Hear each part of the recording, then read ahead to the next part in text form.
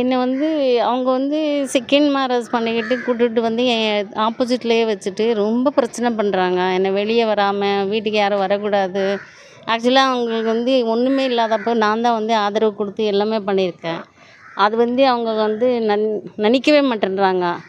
இப்போ கூட வந்து 18th அன்னைக்கு ரொம்ப பிரச்சனை பண்ணி எனக்கு செருப்பு ஸ்டாண்ட் வச்சுக்க கூடாது, இந்த வீடு எனது, உன்னை என்ன பண்ணுற அப்படின்னு சொல்லி கொலை மிரட்டல்.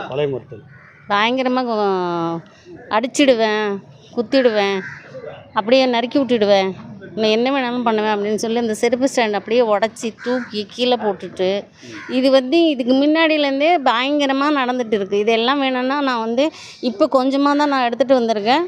நான் எல்லாம் ரிலே பண்ணணும்னா நிறைய இருக்குது ரிலே பண்ணுறதுக்கு. செகண்ட் ஒய்ஃப் என்ன பண்ணாங்கன்னு சொல்லுங்கள். Second wife daily torture. என்னோடய கிரில்லை திறக்கவே கூடாது, திறந்தாவே வந்து எட்டி உதைக்கிறா. ஏன் உனக்கு இது வீடு தேவையா, உனக்கு வந்து இது தேவையா, அது தேவையான்னு அவளை கேட்க வேண்டிய அவசியமே இல்லை எனக்கு. என்ன அவளை யார், அவங்களுக்காக வந்த ஒய்ஃபாக இருந்தால் வச்சுக்க சொல்லுங்கள், என்னக்கிட்ட கேட்க வேண்டிய அவசியமே இல்லை. என்னை பயங்கர டார்ச்சர் பண்ணிகிட்டு இருக்குது.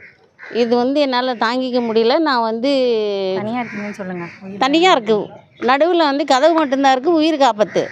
ஏன்னா எப்போ பார்த்தாலும் கொன்னுடுவேன், வெட்டிடுவேன், உன் தலையில் உடச்சிடுவேன், உன்னை தூக்கி போட்டுடுவேன்னா நான் என்ன சார் பண்ண முடியும்?